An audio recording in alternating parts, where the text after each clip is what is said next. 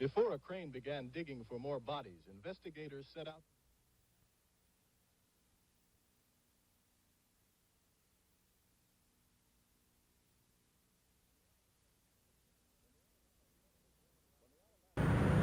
When the Alabama Senate adjourned last Thursday for lack of a quorum, it was in the midst of a filibuster over one of Governor Wallace's utility bills.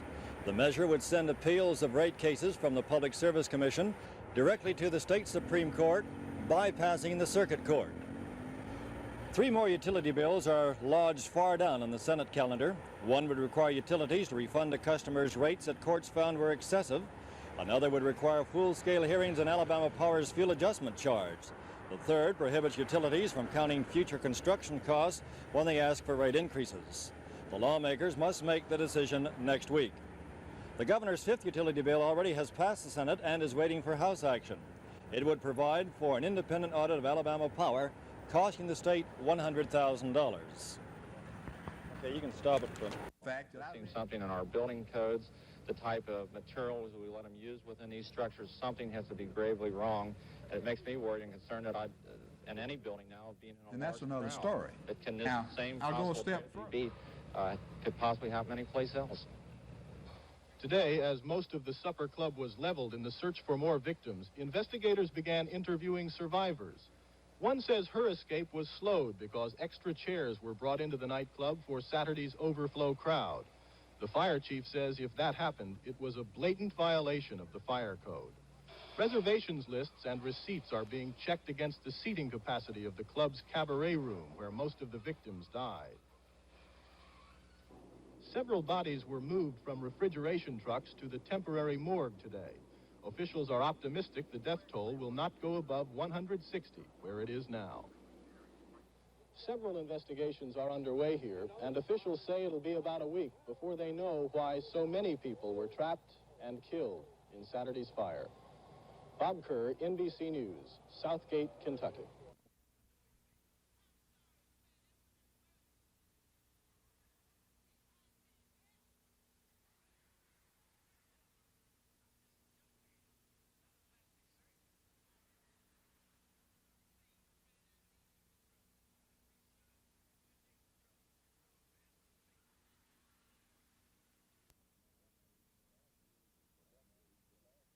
For decades, but last year's landmark employment pattern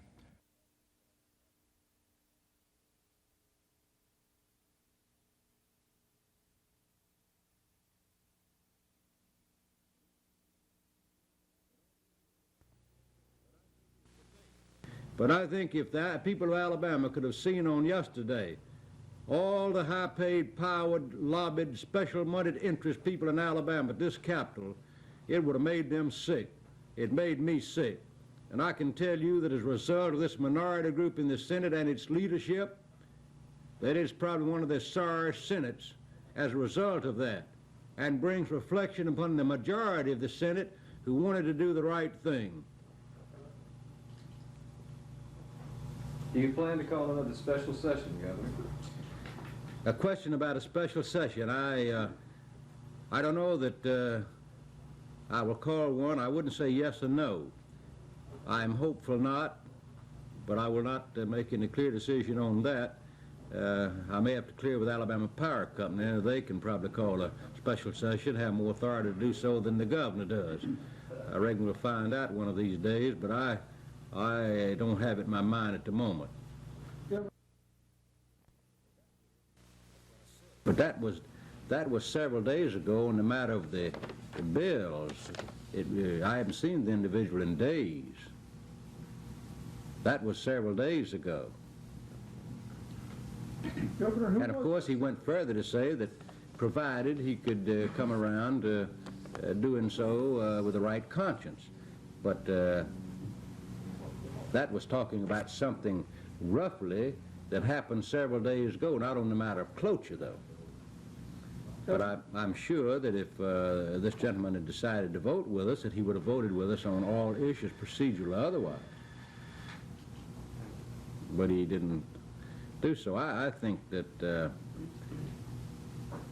that is an issue that's sort of a side issue, and that the question asked me was, did somebody try to sell their vote? somebody several days ago said they would like to consider voting for the bill provided I could make a certain appointment. And I said, I don't think I can make an appointment on that basis. And he said, well, he'd like to think about whether he could or not vote as far as his conscience was concerned. I said, well, if you do, okay, talk to me again. But it was not in the mouth. But I never intended, and he knew that I never intended to do that. But I appointed someone the next day, other than the talking about. There's Helen, Jack.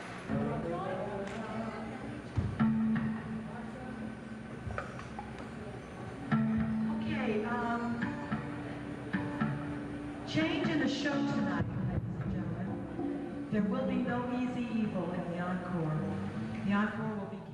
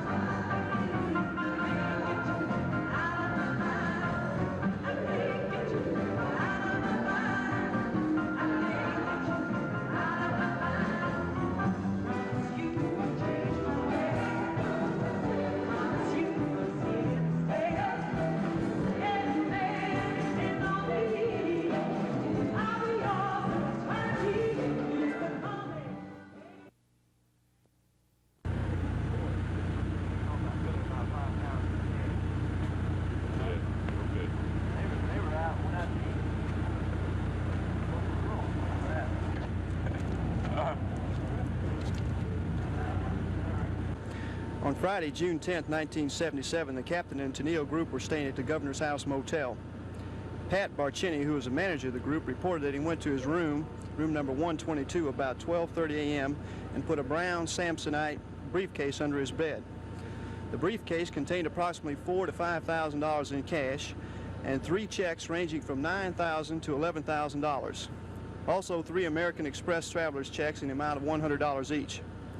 Also in the case was tickets for Tony Tennille, Darryl Dragon, Howard Brandy, also Pat Broso, and Louisa Mills Tennille. He stated that along with several other people, he went to eat about 12:30 a.m. and when he returned to his room approximately 3:30 a.m., he discovered that the briefcase was missing. He stated that he was positive that he had locked his room when he had left, but there was no signs of forced entry into the room. He stated that the money and the checks were in a white zipper-type bank bag bearing an out-of-state bank name which he could not recall. Another member of the group's room was also broken into, but nothing was missing at the time. Pat Barcini also stated that the amount of the checks and stolen money was approximately $37,000. The case is being investigated at this time by Detective Charles Hamilton and Detective George Leake of the Detective Division. What leads do you have at this time? At this point, we have no possible leads as to where the money went to, but the case is presently being investigated very thoroughly. Is this a new kind of thing in the city of Montgomery? Performers being cased by thieves and robbed either while they're performing or afterwards? Well, I think you can recall just a short months ago that there was a case similar to this in Montgomery. But however, I wouldn't say that this is a trend, though. This is fairly new to the Montgomery area.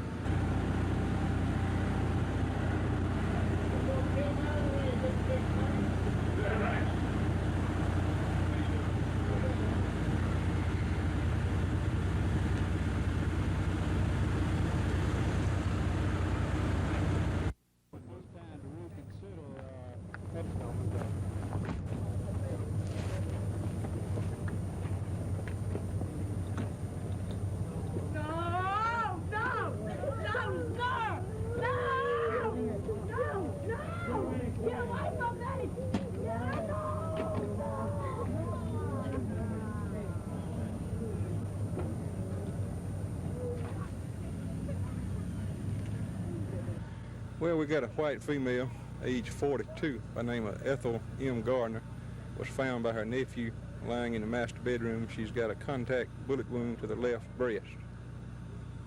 At this time, that's about all we know. It's still an investigation. What time was this reported? Approximately 8:30 p.m. Was she pronounced dead as the doctor got here, the coroner got here? That's correct. Are there any suspects or any idea of who may have done this? Not at this time. Is it true that her husband was Charles Smith? That's correct, Charles Smith. This is the same person that at one time was involved in some altercations at the Satellite Lounge? That's correct, and this time he's escaped from Montgomery County Jail. Well, at this time, we don't know who the suspects are. We talked to several of the neighbors, and we've found out that she had been swimming with some friends up to approximately 3:30 this afternoon, and the friends left, and she wasn't found then till 8:30 till the nephew came home. So we're going to try to locate the people she was swimming with and see if we can find out any information from them. Were there any other items missing, or is there any other motive? No, nothing missing from the house according to the people that live there. And any speculation of motive? Not at this time.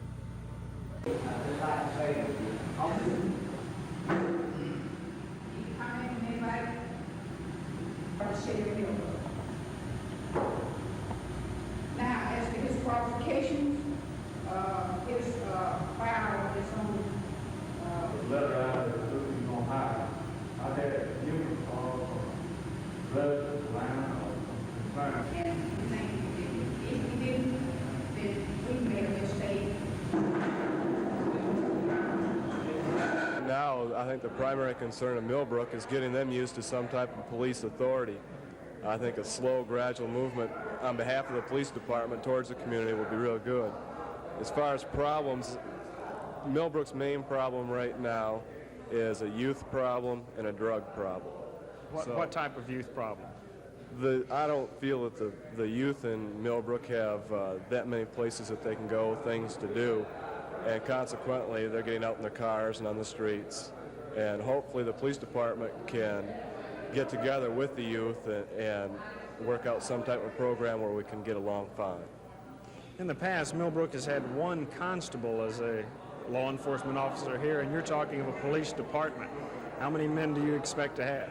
We're going to start off with 3, and hopefully we've got application in through the CETA program for 2 more slots. How many would be on duty at one time? That hasn't been decided yet. Again, it will depend on if we get these additional 2 slots or not.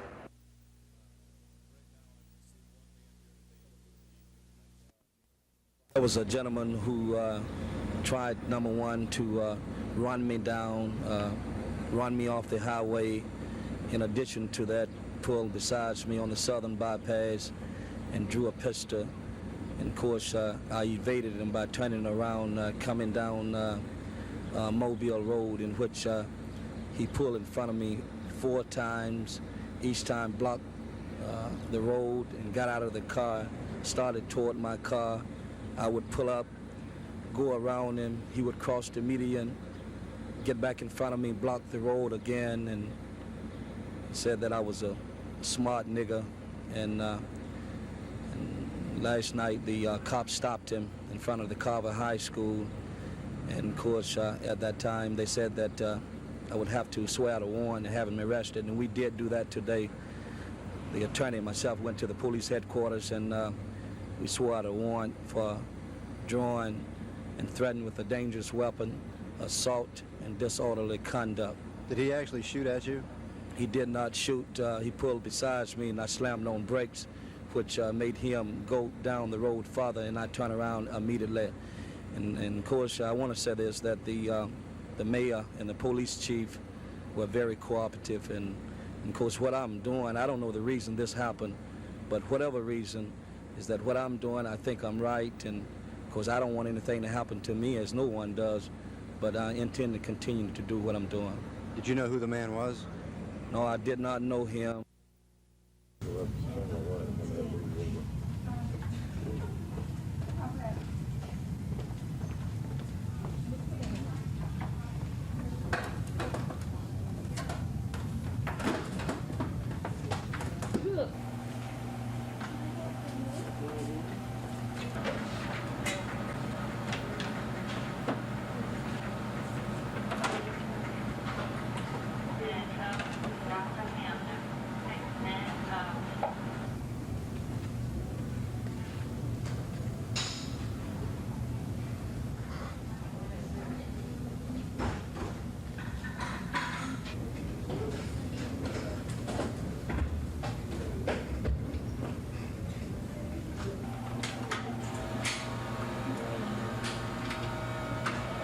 The attrition is the biggest problem. We train about as many nurses as we need, but before too long they are married, they are having babies, and they're quitting work for one reason or another, going with their husbands to different locations.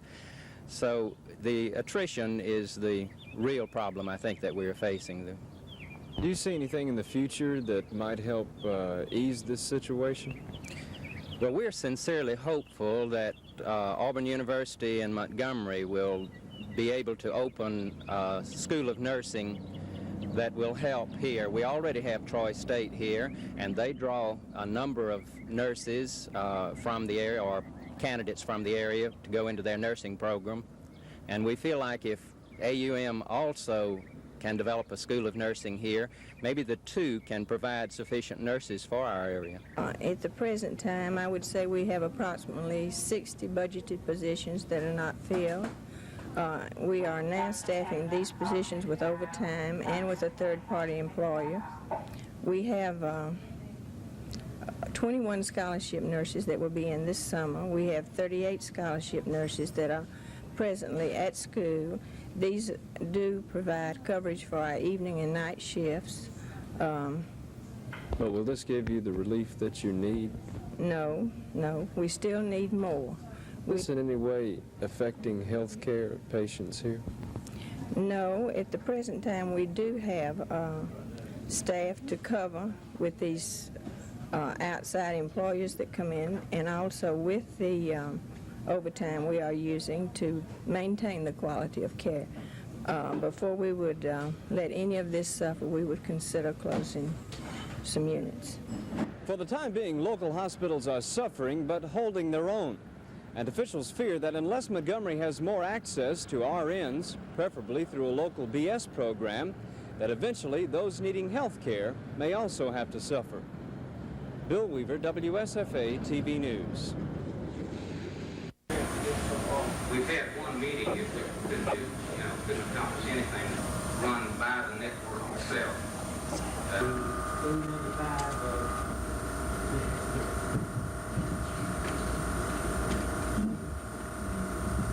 I think all the members of the committee have a copy of this plan, which is proposed to fund that national, have some responsibility in improving new. We have only two alternatives that we can depend on and cut the Medicaid program without stopping the program entirely. And the first one is closing the intermediate care program, and of course that would affect the 4,500 people, and it would their care would revert back to their sponsor. And some of these people do not have a sponsor, and so they'd have to so-called be out in the street. And that's the concern of us, the concern of the committee, and the concern of the governor. Other than that, the only other alternative we have is to cut out drugs. Well, if you cut out the drug program, it would save us about $3 million, a little better, during the remainder of the year. But that would cause a lot of people to get sick. We'd have to go to hospitals, and so it's a losing proposition. Our big dilemma is how can we keep within the federal law and still not overexpend our budget during the remainder of this state fiscal year. Now, this is just the beginning of another problem, much bigger, that goes over into the next fiscal year, because $50 million is in excess of what we've already spent this year, and so that means we have to take the cut somewhere. And those cuts have to begin at a point very soon.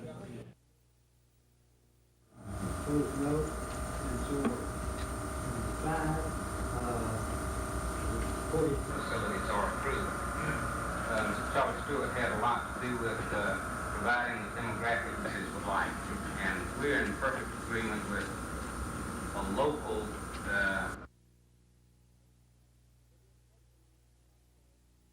With the exception of hospitals, all of a sudden during April and May, the April and May hospital costs went up alarmingly, and that shot a hole in our budget, which was unforeseen up until this time.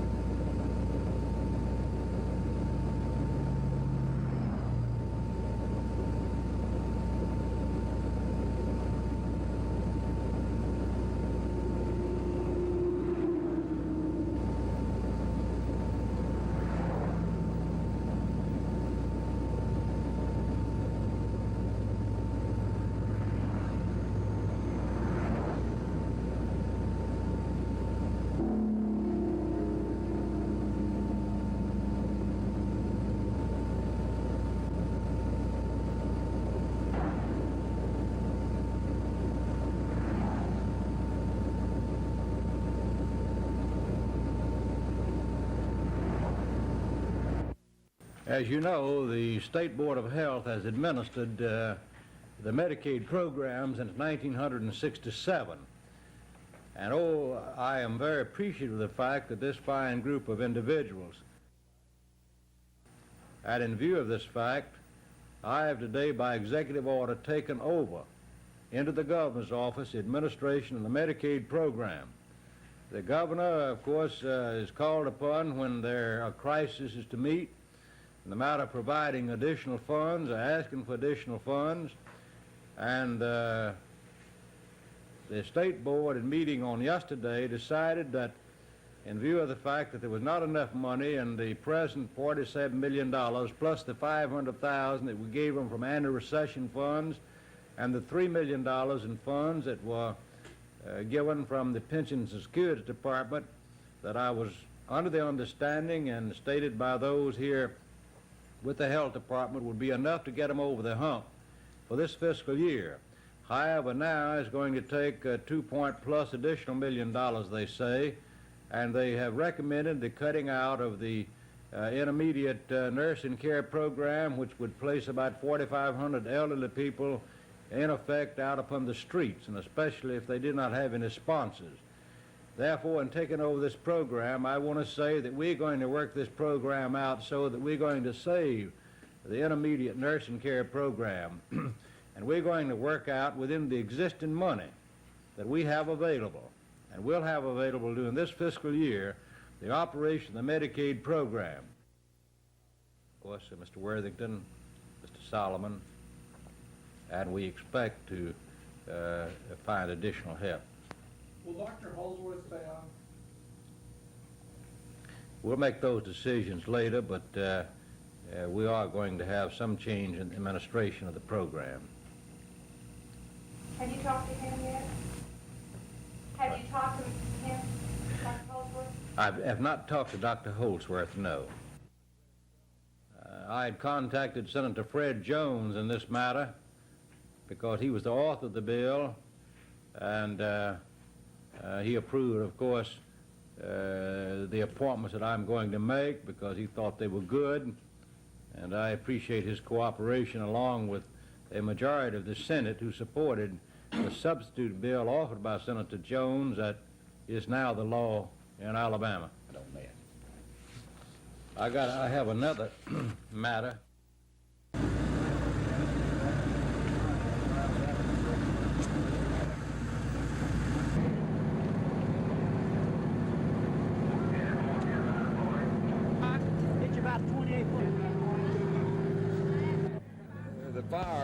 was contained by the real good work by the fire department. The fire was in the mezzanine area and the lobby area, and it is pretty badly damaged. But the fire was contained just as you moved into the auditorium area, and only the first line of seats seemed to be burned, and the smoke damage would probably be the worst thing after that. But inside the office area and the mezzanine area, and the lobby area, it is badly burned. Where are the indications where it started? Too early to tell. Fire marshals are in there checking that at this time.